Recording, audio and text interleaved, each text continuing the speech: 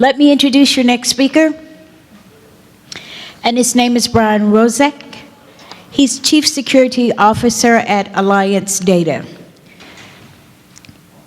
Alliance Data is an S&P 500 company headquartered in Plano, Texas. Alliance Data is a leading global provider of data-driven marketing and loyalty solutions serving large consumer-based industries. At Alliance Data, Brian has global enterprise security responsibility, including information security, physical security, life safety, business continuity, and privacy. Prior to Alliance Data, Brian served as the Global IT Security and Privacy Director for Texas Instruments, also known as TI. Brian earned his BS in Computer Science from Michigan Technological University. He earned his MBA and Cybersecurity certification from the University of Dallas. Brian is an adjunct professor at the University of Dallas, teaching graduate level cybersecurity courses in the Satish and Yasmin Gupta College of Business. Brian received the 2008 Central Region Information Security Executive of the Year Award from the Tech Exec Networks and the 2010 Information Security Executive of the Year Award at the Texas Regional Infrastructure Security Conference. Say that 3 times. Brian will be talking on the topic of Information Security Program Essentials by the Texas CISO Council. Please help me welcome Brian Rozek.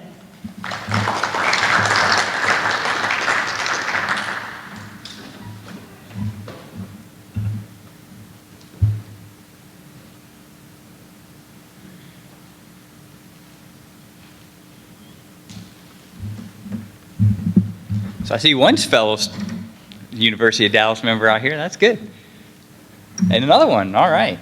So I don't know if you know, but University of Dallas does have a cybersecurity program. It was originally designed and it's certified by the NSA. We just celebrated our 12th year of having the program in place. So it's another great place if you want to get some cybersecurity education. What I'm going to talk about today is the Texas CISO Council. Anybody knows that council even exists? So we got one. All right, good. So after today, we'll have another 50 that at least know about it. So that's good. But I was going to talk about the council, talk about what we produce. We produced a program essentials guide, and then give you some idea of what we're hoping to do next, and maybe there's some ways for all of you to get involved in some of the council activities and help us out over the next few years. So the Texas CISO Council, it was started by a gentleman by the name of Brian Engel. He's the former Texas State CISO. Just recently he left government and is now running the, what's a good way of calling it, the Retail ISSA. Anybody know what the ISACs are? You familiar with that? So they're information security and information sharing groups. It's a kind of a public-private partnership between government and industries. So I belong to the financial services one. So a number of banks and other credit card processing companies, we meet on a regular basis and share threat intelligence information back and forth with each other, as well as receive unclassified information from the government on cyber attacks and attacks that are specifically designed against our industry. And so Brian is now heading up a similar type group, but it's composed of retail organizations, JCPenney, Nike, etc. But Brian, when he was ahead of the security group there for Texas, as he'd travel around the state, he'd find a number of small and medium-sized businesses were really just overwhelmed with the amount of cybersecurity information whenever they would try to Google it and figure out, okay, how do I do this security thing? And I don't know if you've ever looked, but I mean, try reading some of the NIST documentation. I mean, those things are 200-300 pages long. You've got how many different kinds of frameworks. And if you don't do this for a living every day, it certainly can be overwhelming. So he started pulling together some of us and said, hey, what if we could take some of that information and kind of distill it down into sort of a security essentials, getting started, best practice guide. And I thought, hey, that sounded pretty good. So he put, we could see some of the industries that we've pulled together. Some of the names are actually, might even be familiar to you. John South from Heartland Payment, he's been a long member of the ISSA here in North Texas. Parrish as well from the local area. And from people from all over, through San Antonio, Austin, Houston. We have about 50 members right now, and we're looking for more. So if you want to get involved in our group, we'd love to have you. It's a little bit different. It's not designed to be just get a bunch of security guys together and have beers and complain about how users click links and stuff like that. We actually want to try to produce meaningful and tangible things that people can use in their day-to-day security lives. So what we did is, again, like I said, we kind of were talking and saying, there's a problem out there. How are we going to solve that? And we thought about this essentials guide, and we're really targeting, the small, mid-sized companies. But what we've also found is, as it started developing, even large corporations can look at this and kind of look at their security program and can kind of compare the two to see from a blueprint standpoint. So I'll talk a little bit about the guide. It's about 27 pages. It was just released this week. We kind of released it going coincide with the RSA conference. But we have these 5 elements. So there's a section around governance and organization structure, another one around strategy, a framework section, risk management, and then metrics. And if you read through the guide, you'll see that each one of those 5 areas, they all follow the same flow to it. There's an overview, an audience section, and component section, etc. And we tried to come up with some relationships between the two. That's what the arrows are designed to represent. So if we talk a little bit about governance, we get into some information about reporting structure. So how many people here either report to the CIO or are part of their IT organization? Okay, not as many as I would have expected. Where else are people reporting to? Any other big groups? Audit? Okay. Anybody? So today I currently report into finance. Anybody else report into finance? No? What about legal? That's another popular area I see. So we go into the guide and talk about what are some of the pros and cons of reporting into these various groups. You'll hear a lot of people talk about, IT, security shouldn't be in IT. That's just a bad place. When I worked at TI for the last 15 years, I was in our IT organization, and I thought it worked pretty well.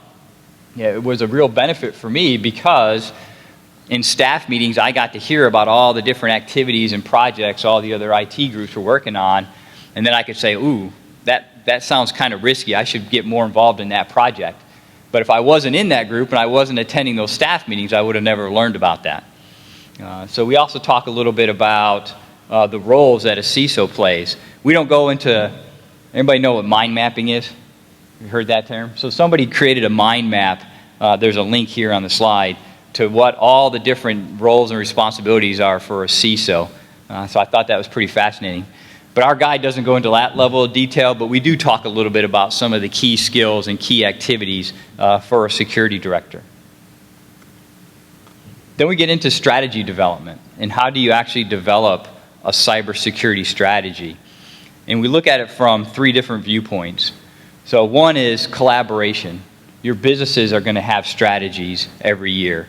And so you look at that and say, is the business doing something that I'm going to have to take advantage of or take care of from a security standpoint?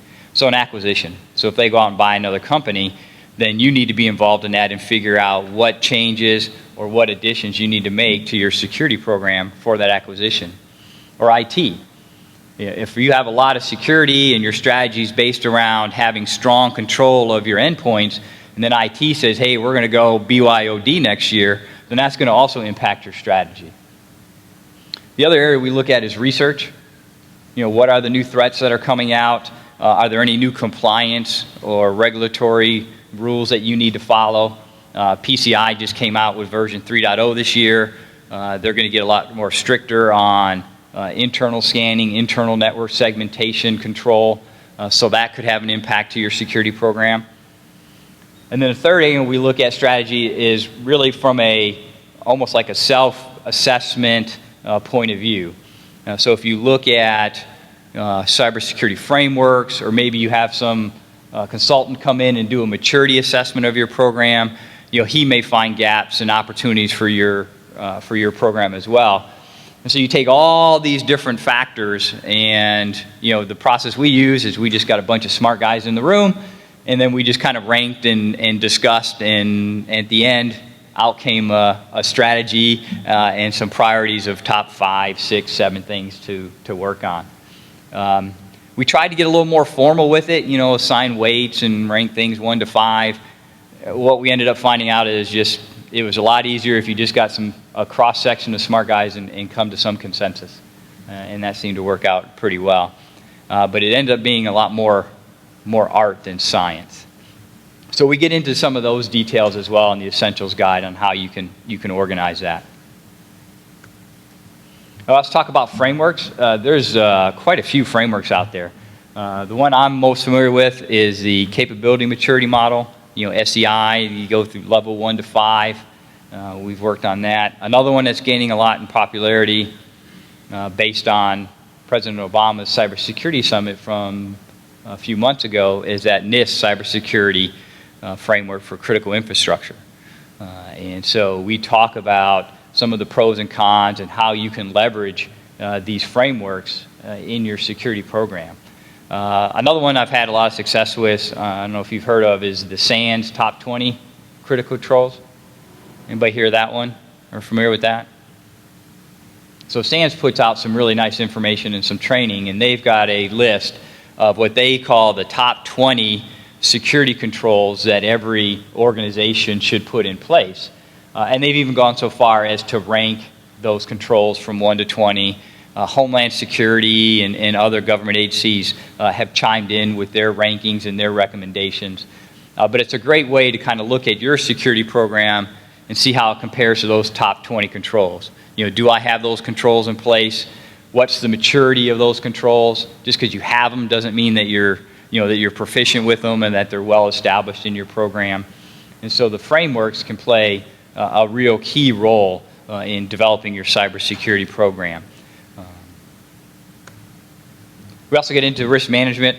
Again, it's all about managing and measuring risk in your program. We talk through these 5 different areas of risk. Understanding what your risks are, creating like a risk register. It could be a list of different risks that you have in your environment. Most companies that I see tend to rank them, 1 to 5, high, medium, low. I've seen red, yellow, green used. There's lots of different ways that you can, sort of quantify your risks or maybe even just qualify them. But there's just some process to that. And then mapping those risks to what your current controls are, how mature are those controls, making sure those gaps that you have get implemented. And so we walk through all that. And as you can see, a lot of this starts to all merge together. You've got the SANS framework, you tie your risks back to that framework, and you realize, wow, we've got all these risks, and there's no controls, there's only one control for those. And look, that's also number 5 on the SANS Top 20. When you take that kind of ammunition into your budget review meeting or your discussion with your boss, it's a lot easier to get support for your program and your different activities when you have that type of support behind you.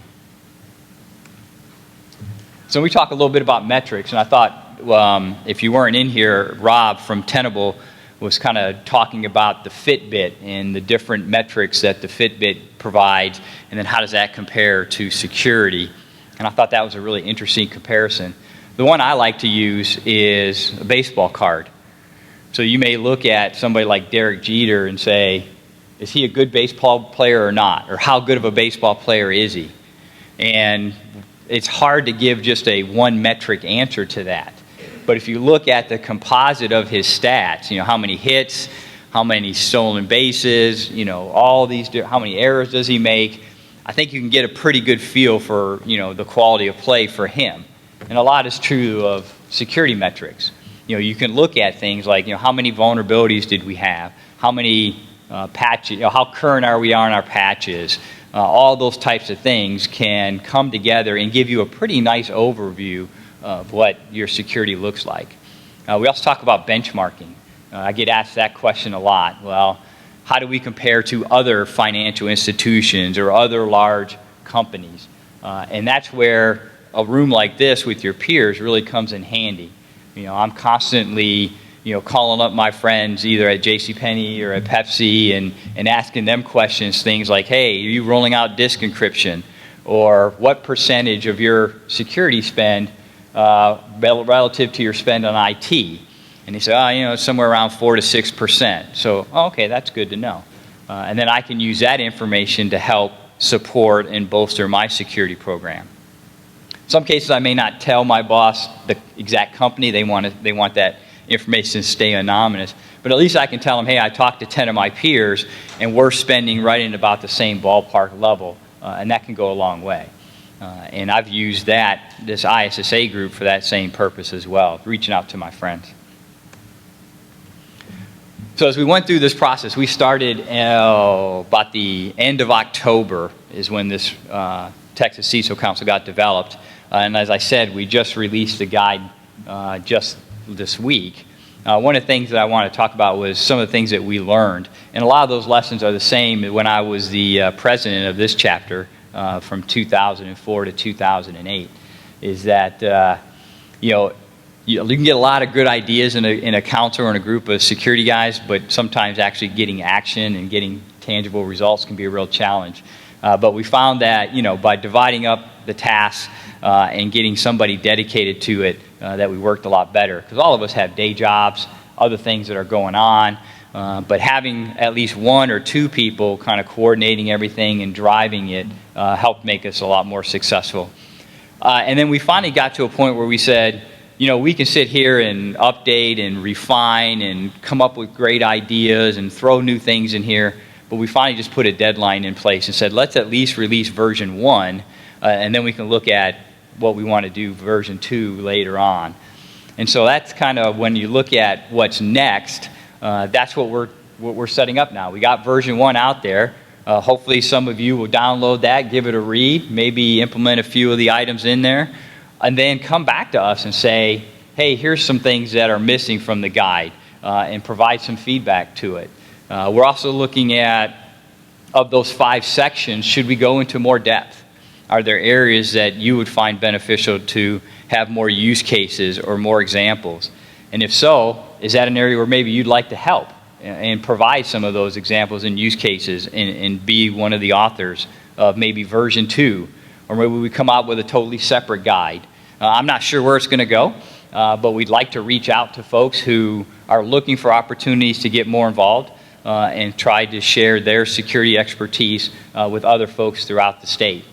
We've even talked to an organization called the Security Advisory Alliance. They're starting a very similar type thing, but it's more across a national level. It's sponsored by Accuvant, who merged with Fishnet, and now I believe they're called Optiv. So that's their new name. But they're sponsoring that SAA, and we're looking at how possibly getting the Texas CISO Council may be aligned with that organization and kind of serve as a model for having state chapters to be a part of that. And really what's exciting about that is just feeling the collective energy of other security directors who are, again, wanting to give back to the community and wanting to share best practices with each other. Because there's really no one right way to do information security. I do have the link to our council website. You can download the Security Essentials Guide from that location. We also have an email address if you have questions or suggestions. Again, we'd be glad to take some of those ideas from you and go further from there. So, and the other thing I've seen too here with the local ISSA, putting on events like this, again, is really interesting, and I'm glad to see it and glad to be a part of that. When I started, back in 2000, I think the ISSA chapter was maybe 25 people strong. So it's grown quite a bit in the last 10, 15 years. So it's pretty exciting. So I thought I'd think back to some of these ideas. So when I talk about the framework, how many people are starting to implement the NIST Cybersecurity Framework? Is anybody starting to get really into that one? Has anybody read the framework? You have? You think you're going to implement it?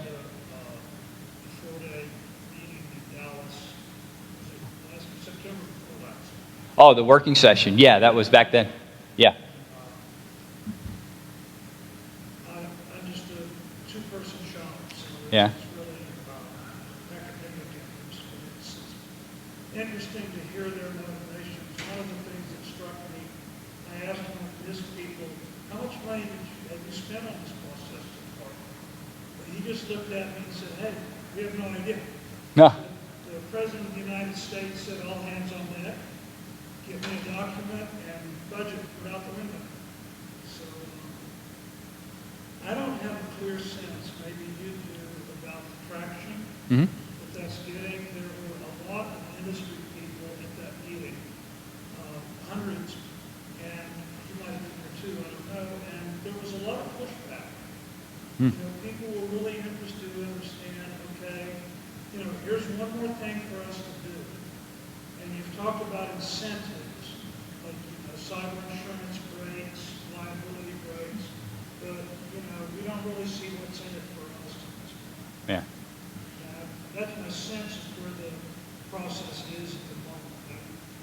I haven't looked at it for 3 or 4 months. It's starting to gain more traction. You know, with Obama's push behind it, you're starting to see some of a number of the government agencies, you know, line up on it.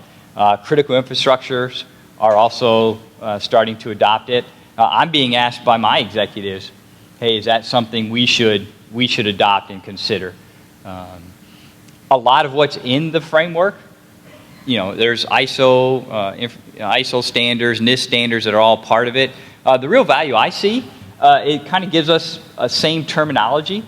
So, you know, again, if I'm following SANS Top 20, but you're following NIST and somebody else is ISO and somebody else is, you know, something else, how do we benchmark and compare information and talk you know, intelligently about our vulnerability management program? So I think that's where NIST is really going to come in handy, because then you could look across all the critical infrastructures and say, you know, are you a tier 1 or tier 2?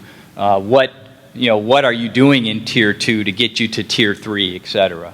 I think that's the real value. And it's a pretty short guide. I think it's only 40 pages long. So. The most puzzling piece is the add-on for price. Yeah, yeah. And almost everybody I've talked to about it says, you know, what are we supposed to do with this? Yeah. Yeah, that one's a little tough one. Right now, what we're doing is kind of going through a mapping exercise where we're looking at our existing policies and security controls and then aligning them with this new framework and seeing, you know, how well do we match up? Where do we have gaps? And then once we have that, does it make sense to go put some activities or budget money to fill in those gaps? So, yeah. I think I've seen the crosswalk. I think there's a crosswalk for NIST with, I don't remember what it was. I think I read that this past week or the week before. So I believe there are some crosswalks that are available for that. So I'm looking to try and figure that out. Yeah, that'd be good. If anybody knows of something like that, that'd be really helpful. Or having them also map it up to ISO and everything else.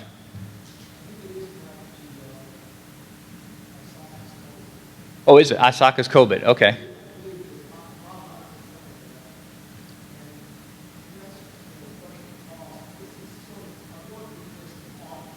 Mm-hmm.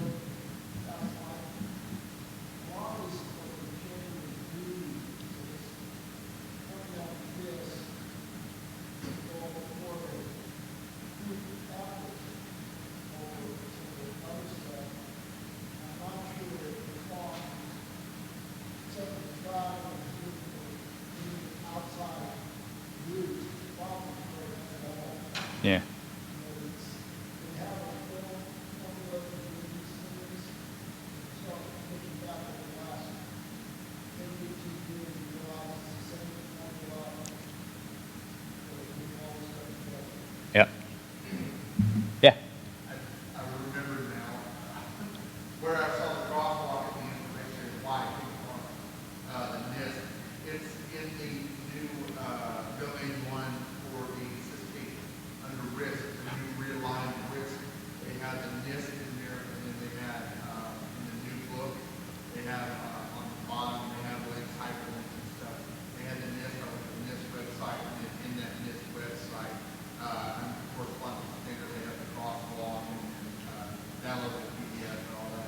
Oh, great. Website, look up the right number, the right standard.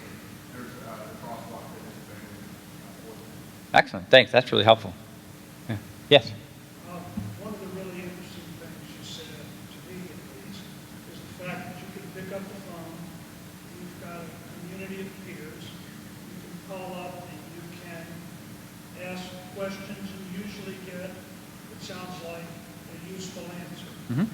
So when government, especially these NIST guys, talk about sharing of data, I mean, they might as well just say sharing of threat information. Because Right. there's nobody in NIST who knows that 4 to 6% of an IT budget is a reasonable number for an information security budget.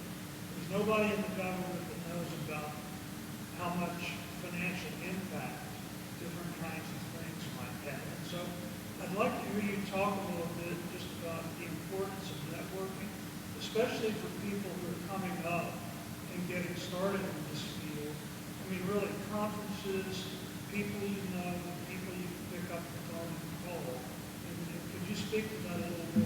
Yeah, sure. Like I said, I started in security 2000, right about the 2000 timeframe, and I met the original North Texas ISSA chapter president. It was John South at the time, and I went to an ISSA meeting and said, "Hey, I've got a new job and it's security. I don't even know what I'm getting into."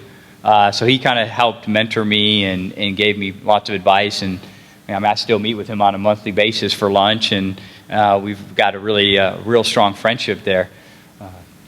But the networking is huge. Because like I said, I've got, here's 4 frameworks just listed on this slide, and I left a number of them off.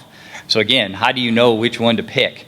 And it's almost like going on a diet. There's lots of different diets, but pick one, follow it, and over time you'll see the benefit. The ISSA has been huge in having these local contacts. Being able to reach out to folks from like JCPenney and like I said, Heartland Payment. I know Dan Glass over at American Airlines. But it's that being able to provide that benchmarking data. And you don't have to go say, oh, Rosac is doing X, Y, Z. My boss knows the circle of folks that I talk to. And all I have to do is say things like, so disk encryption is probably the easiest one. Now it's pretty common, or at least I hope it's pretty common, that people are putting disk encryption software on their laptops. But there was a time when that was a real heated debate, and everybody was worried about, oh, it's going to slow my machine down, it's going to make it harder to do backups. Everybody in the IT operations group had a reason why disk encryption was a bad idea. So I started calling some of my friends that I know. And then when I went and had my meeting with my boss, and I said, well, Cisco, Sun, IBM, Microsoft, Kodak, DuPont, they're all either already have disk encryption rolled out or they're rolling it out. So either you feel really good about the fact that these 10, 15 really smart, highly successful companies are doing something we're not, and if you're okay with that, then fine, I won't bug you anymore about rolling it out. Or maybe we need to rethink this a little bit. Do you really want to be the Fortune 200 company that's falling behind the pack in a control like this? And it gets people thinking a little bit, like, yeah, that's a good point. So I didn't go in with some fancy ROI calculation or some other return. I just went in with some benchmarking data.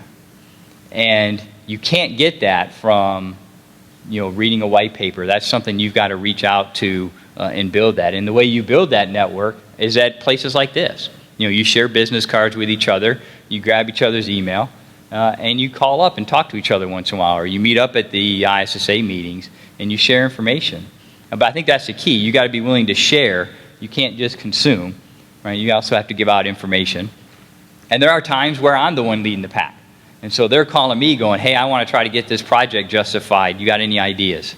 And so we share information that way. Now it is a lot about threat, though. A lot about threat intel. And it's pretty funny. Every once in a while I'll get a text from a friend of mine, and he says, check your logs for this IP address, and if you see it, you might want to block it. I'm like, okay. Right? And again, don't tell anybody where you got this information from. All right, I won't say where it's from, but because I know who it came from, I trust it. Right? I know he's not going to send me something that's a wild goose chase. It's something that's pretty bad, and I need to get on it. So having a strong network can be very valuable in this profession, that's for sure. So, do you have any other techniques on how to build a network like that? No, you know the way I came late Uh-huh. to InfoSec, and I've always been a hard job. And I started reading blogs, started making That's a good idea. comments on blogs, started going to conferences, and what do you know, before long I was speaking at conferences. I was being asked unsolicited to speak at conferences, and it just kind of grows that way. Yeah. You know, my circle of contacts has been more academic, the university community, the workshop on the economics of information security. It takes a while, but there's this great quote that I think applies to so many things. It's Johnny Carter's wife, Johnny Cash's wife. Johnny Cash. How do you make it in the country music business? She said, you just keep showing up. Yeah. I think there's a lot of truth to that. You see the same people, you might become friends with some of them, and Yeah. it just takes time. Come back over. Right. The other thing I've had success doing is leaning on those guys out there, your vendors and your partners. You know, I'll call up my Symantec rep and say, hey, get me in touch with the security director at such and such company. You know, I saw a white paper, or I saw him speak at a conference, and I want to ask him some questions or pick his brain on this topic. So, you know, reach out to your strategic vendors and you know, leverage them to help you put those connections in place with other security guys from different companies. That's another way to do it. But yeah, network is really important. So metrics, I usually get a lot of questions about, well, what are you measuring? You know, what's the metric that you use? And like I said, there's really not one key one that we look at. Some of the ones we look at, I like to term kind of shock and awe metrics. So these are things like, you know, how many attacks are you seeing on your web server? How many spam messages are you blocking? Again, I don't know if that tells you how secure you are or not, but they can be certainly eye-opening. I know there was a time when we were measuring this, we were blocking 100 spam messages a second. And so if you start doing the math there, you know, 100 times 60 times 24, that gets to be a big number real quick. And so I used to tease some of the people in my company that, you know, if they didn't follow the security policy, then I'd take them off the spam blocking list and let all that spam go into their inbox. And they would usually behave pretty well after that. So you got, you know, there's a lot of metrics out there that we can pull and look at. You know, vulnerability metrics, the financial metrics that I talked about. Probably the biggest shift from my point of view when it comes to metrics is I was really skeptical about the whole data visualization of metrics. You know, I'm engineer, computer scientist, numbers guy. I just like this baseball card, I'll give you a whole table full of numbers. But I'm starting to realize there's a lot of value to putting things in visual format. You know, whether that's, you know, picture of a globe with the little blinky lights showing China attacking US, attacking Russia. You know, I could just as easily put up a table of, hey, there's 20,000 attacks per hour, but it's a lot better when you show a big bubble over your city versus a small bubble, etc. So I've been converted in my thinking there. The hard part is finding good tools that do that. So a lot of that is homegrown scripts or somebody in your marketing group helping you develop those types of things. But that's something that, again, if you're having trouble getting your point across or getting your boss to agree to some of your things, look at how you're presenting that information to them. And can you change it up? Can you leverage some of this benchmarking data? Can you visualize it and package it in a different way? And then try again. So that's something I've had success with. Yes? I'm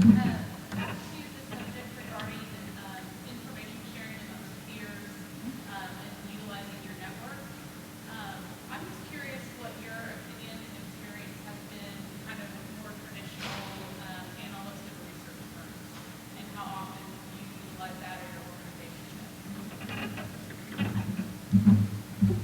So the question, if you didn't hear it, was about utilizing research firms for research and benchmarking.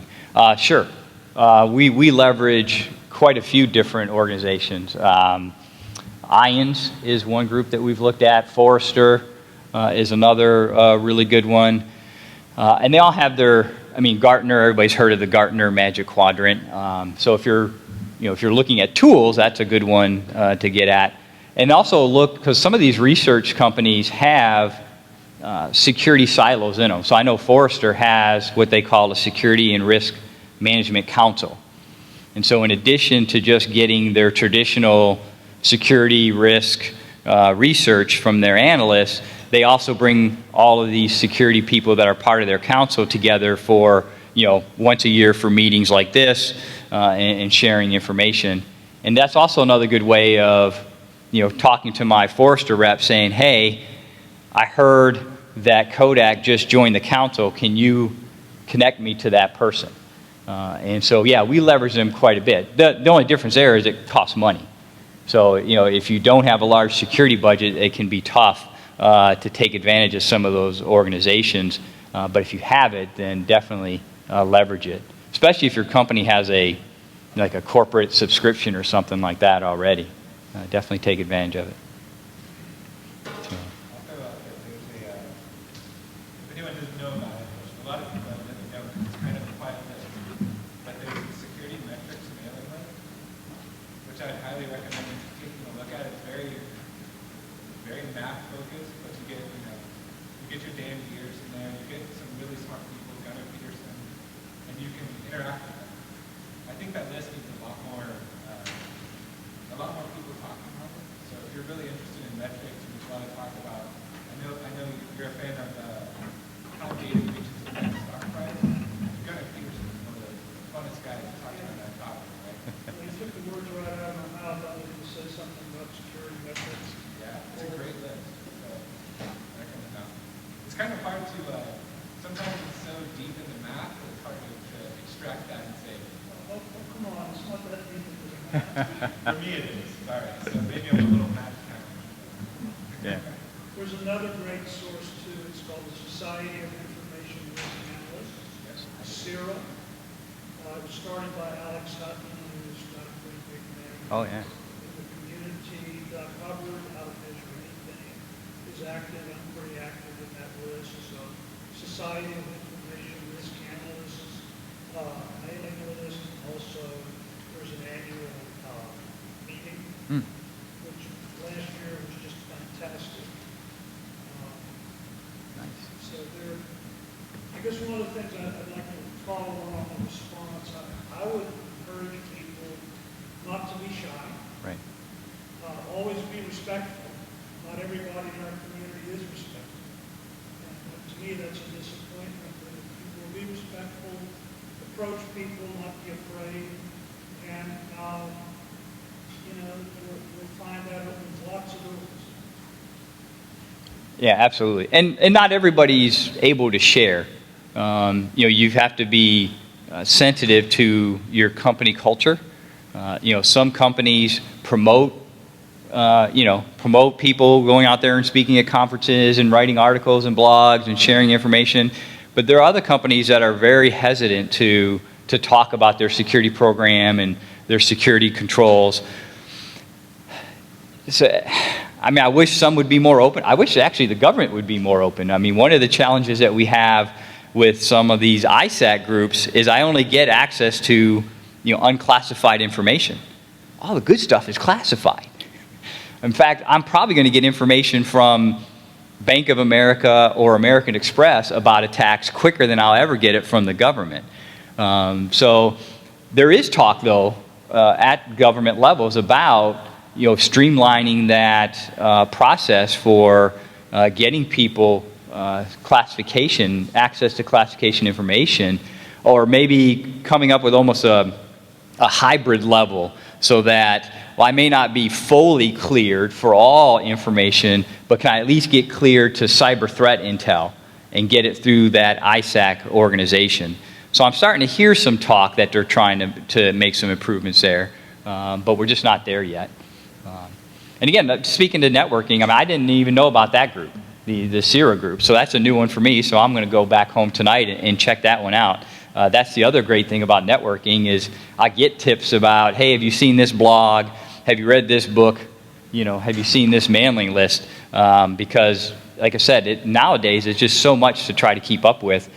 You want to go on the recommendation of somebody who says, hey, there's a lot of value here and not a lot of FUD. So thanks for that. So sometimes I wonder if maybe we should just all subscribe to GovTrack, that we might get the threat intel faster and better than it would come out of DHS. That could be. I mean, I use full disclosure. I put all of those things in my RSS reader, right? That's the only way I can keep up with them. But, you know, you get open source intelligence. The problem is I get too much of it, right? Yeah. So there's just so much crap there. How do you know what you need to act on? It becomes really tough. Yeah, ask for help. So as your team starts to grow, you know, you can assign members of your team to different areas and sort of divide and conquer all that threat information coming at you. But yeah, it can get overwhelming in a hurry. So, which is good. I mean, the problem we had before was none of this information was out there, and you really had to go hunting for it. So I'm glad that we're seeing that. You know, and I'm glad councils like this Texas CISO Council are spinning up.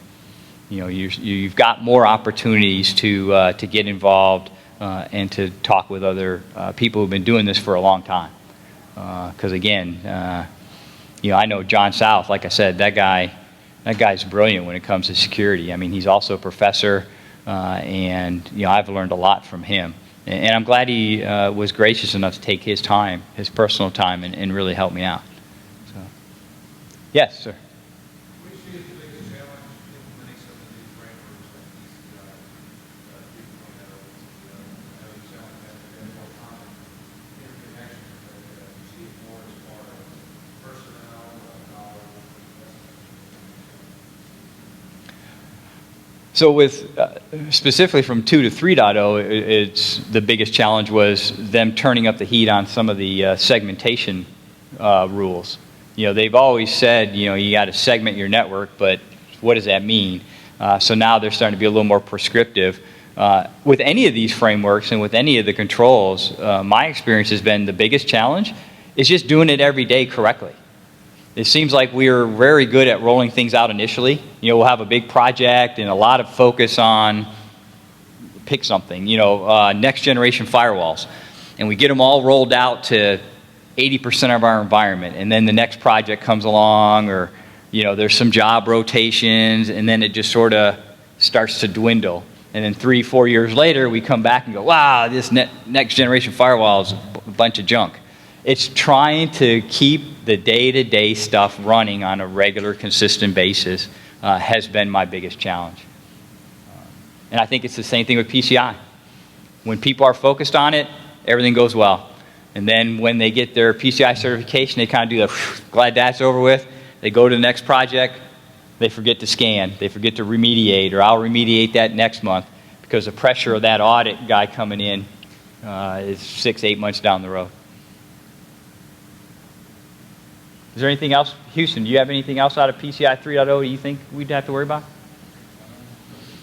I think it's better, right? So I'm a big fan of, I wouldn't say, never say I was a fan of PCI, but I'm a big fan of the framework and replacing the words PCI with anything else you want to protect. Oh yeah, that's a good point. Right? So take cardholder data environment, place that with ground rules, and then you have a framework that gives you a good starting data center for security, right? So there's that one. What's hard about implementing it is I will always go to resources for people on anything. It's hard to find good people.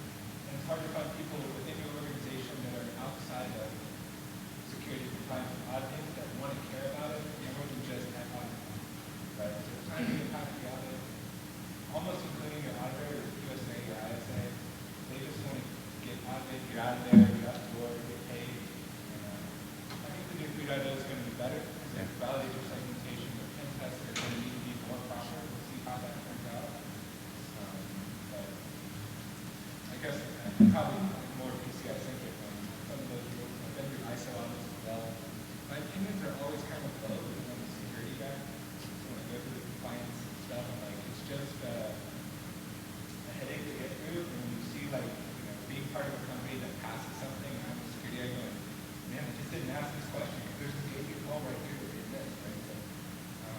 think they're necessary evils in some ways, because they do get people thinking in the right direction. They're not going to solve the world's problem. Ultimately, you have to. I think you want the bad guy goes along the way. So give things credit for that. Yeah, it's not perfect, but like you said, it provides a method to the madness. You know, again, when you're trying to put together your security strategy, or when you're trying to justify a particular investment, you know, being able to go back and say, hey, there's a group of really, really smart people put together this national standard to protect credit card data. So if it's good enough for that, you know, shouldn't we also take a look at this, or shouldn't we also implement at least some of these elements that are in this standard? And it's really hard to say no to that. And if they do, then, you know, you've done your best to try to get that implemented. But yeah, it's not Rozak's crazy idea. Well, it is my crazy idea, but it's at least my crazy idea backed by PCI or something else. So. I think I know what your answer is going to be. If you actually look at the numbers from the Federal Reserve and other research organizations, it appears that we may be spending on an annual basis a multiple of the fraud we're preventing with PCI. Yeah. There was an article in the Wall Street Journal just this week with a graphic that said that the total losses of payment card fraud in the United States were about $9 billion in 2014. Okay, that's up against $10 trillion of card transaction volume. Works out to about 10 cents per $100 for fraud. So my question for you is, and I think I know the answer to already, if you could just chuck it without repercussion from your payment process, are you guys a payment processor? Yes, sir. Okay. If you could chuck it without any regard for, you know, contractual obligations you have now, no more penalties, no more fines, just, you know, the same kind of exposure that companies have with their data, would you? So I wouldn't chuck it totally. You know, I like the fact that it provides, you know, sort of a blueprint and a template for what I'm trying to do. What I would like to chuck is the notion of, well, I have to do it for PCI, but that's all I'm going to do. I ain't going to do anything else, right? Because as we talked about, every company that's been, you know, that's been breached, you know, at some point they were already PCI compliant, all right? So I'd like to be able to say, let's not just rely on this and blindly follow it. Let's use it as a guide. Let's use it as a template. Implement some of these other risk management concepts. Do some benchmarking, and let's put in, you know, the most secure environment that we can, one step at a time. But you do bring up a good point, and one of the things, and you know, all of us security guys fall into this habit, is we get so focused on security that we forget to take a step back and say, you know, maybe the right answer is to do nothing. You know, and if something bad happens, then I'll pay for it at that point in time, because the impact's going to be less than if I went and invested a whole bunch of money in this control. And that's a hard thing for a security guy to say and to admit. But you'll certainly gain a lot of credibility if once in a while you tell your boss, you know what, let's not deploy this technology, or let's not implement this, because I really don't think it's that important right now. A good example is around mobile security. You know, I want to say early on, man, you heard everybody talking about, oh, mobile security and MDM, and you know, there was this huge push to secure mobile devices, and all the analysts and writers were talking about how that's going to be the next wave of attack vector, and it's not happening. I mean, if you look at, you know, the number of viruses for Windows devices versus viruses for mobile devices, it's not even close. I mean, its magnitude's different.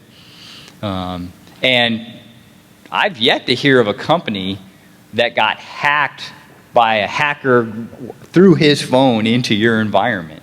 And so there's a case where, you know, as a security director, cutting through some of that noise, staying focused on your strategy, staying focused on your framework, and say, let's not get distracted by, you know, some of this hype. and let's go do what's really important, and you gain a lot of credibility that way.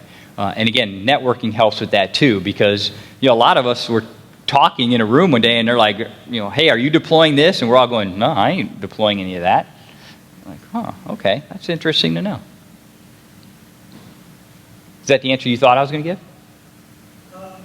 I thought you would say something along those lines, just based on what you had said right before. Oh, good. But I'm really glad to hear you say what you did about mobile.